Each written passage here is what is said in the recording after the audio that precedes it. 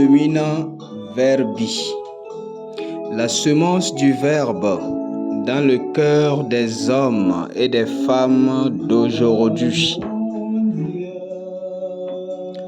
Homélie du 33e dimanche du temps ordinaire, année B, par l'abbé Christophe Larrey, prêtre du clergé diocésain de Dapang.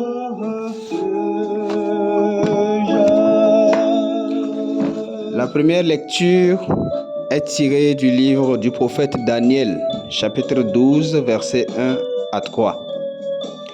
Le psaume 15. L'épître aux Hébreux au chapitre 10, versets 11 à 14 et le verset 18. L'évangile est tiré de Saint Marc au chapitre 13, versets 24 à 32.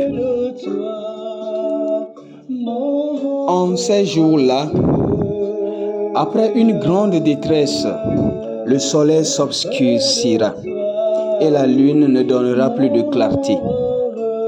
Les étoiles tomberont du ciel et les puissances célestes seront ébranlées. Bien-aimés du Seigneur, la parole de Dieu qui est censée nous rassurer, nous apporter la paix et le bonheur, résonne en ce jour comme une catastrophe qui nous fera regretter notre existence. Tel un cataclysme, la fin des temps se révèle lourde de bilan. Ce n'est pas une question simple que de traiter d'un tel sujet concernant une réalité obnubilée, très floue et vraisemblable. Cependant, les hommes aiment en parler. Voilà pourquoi, dans la Bible, il est aussi question de ces images effrayantes de la fin des temps caractérisée par le déclin de la créature par ordre semblable à l'ordre de la création, à l'ordre de progression lors de la création. Dans le livre de la Genèse, nous lisons: Au commencement, Dieu créa le ciel et la terre. Dieu dit que la lumière soit, et la lumière fut. Dieu vit que la lumière était bonne. Fin de citation.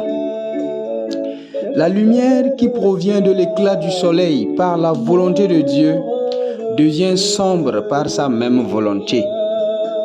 Il y a là une démonstration de la toute-puissance de Dieu qui fait ce qu'elle veut. Notre Dieu, il est au ciel, tout ce qu'il veut, il le fait. Cette démonstration de force divine sur la création est une interpellation à l'homme sur sa finitude.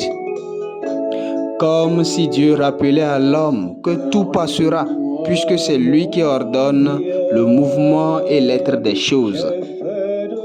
Vivre, en effet, nous renvoie à l'attachement à l'auteur de la vie, car c'est seulement en lui qu'il n'y a point de finitude.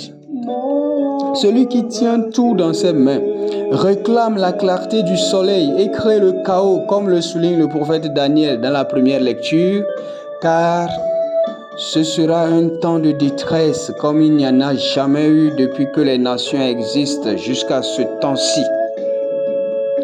Lui qui fit la terre et qui la forma, qui l'a créée non pas comme un lieu vide, mais qui l'a faite pour être habitée, lui, le propriétaire, connaît le monde, connaît donc le moment où il appelle chaque être créé à finir son existence.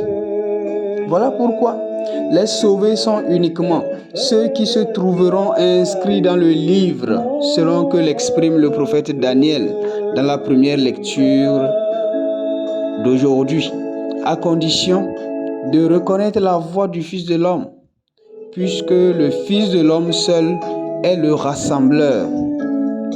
Il enverra les anges pour rassembler les élus des quatre coins du monde, depuis l'extrémité de la terre jusqu'à l'extrémité du ciel.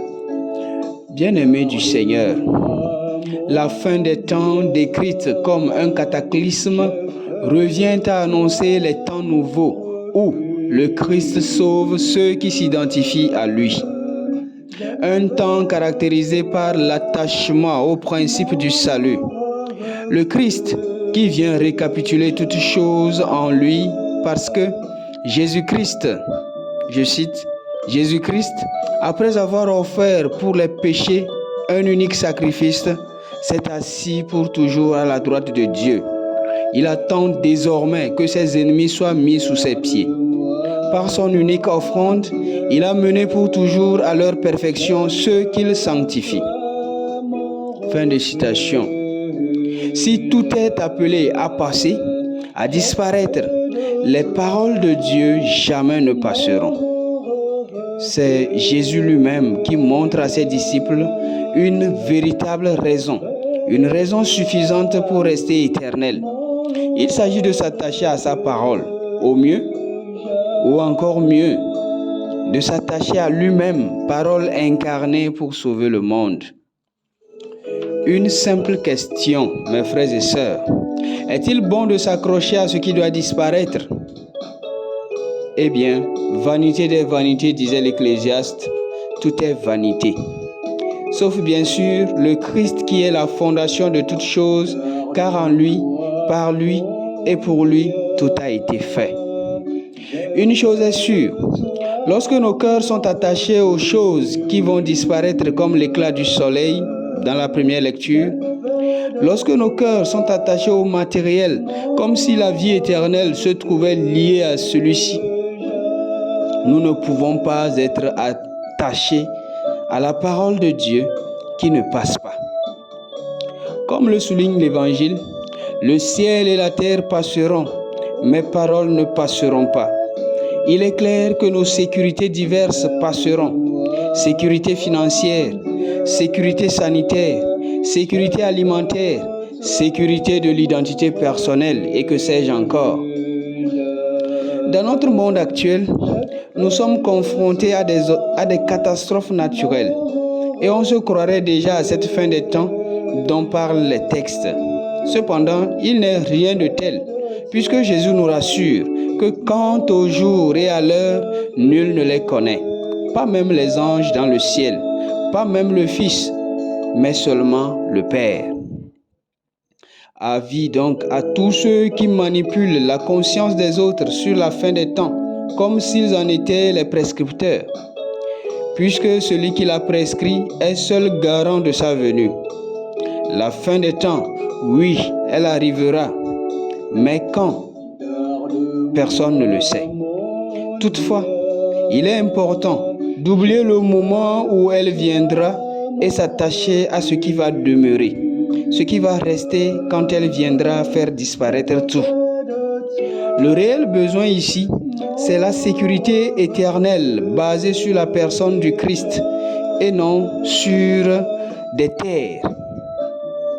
Comme dit le psalmiste, sur des terres ils avaient mis leur nom. Ils croyaient leur maison éternelle, leur demeure établie pour des siècles. Et non pas aussi sur des propriétés ou même sur des personnes qui sont aussi vouées à la finitude. Bien-aimés du Seigneur, le monde actuel nous offre beaucoup de modèles de vie et nous les présente de façon alléchante. Mais il est bon de savoir que c'est éphémère et tant que notre cœur ne demeure en Dieu, nous serons aussi éphémères tout comme ces modèles. Comme le dit si bien Saint Augustin, tu nous as créés sans nous, Seigneur, et notre cœur demeure sans repos tant qu'il ne repose en toi. Aujourd'hui, donc, notre attitude confiante en Dieu s'avère plus qu'importante afin de demeurer en lui, d'espérer en lui qui ramène à la vie ceux qui ont leur nom dans le livre de vie. Notre espérance en la résurrection des morts est forte lorsque nous savons que Dieu est l'unique éternel, quand tout le reste est appelé à disparaître. Et toi, mon frère, ma sœur, quels sont tes repères? Quels sont les piliers de ta vie? Comment est ta relation avec la parole de Dieu qui ne passera pas?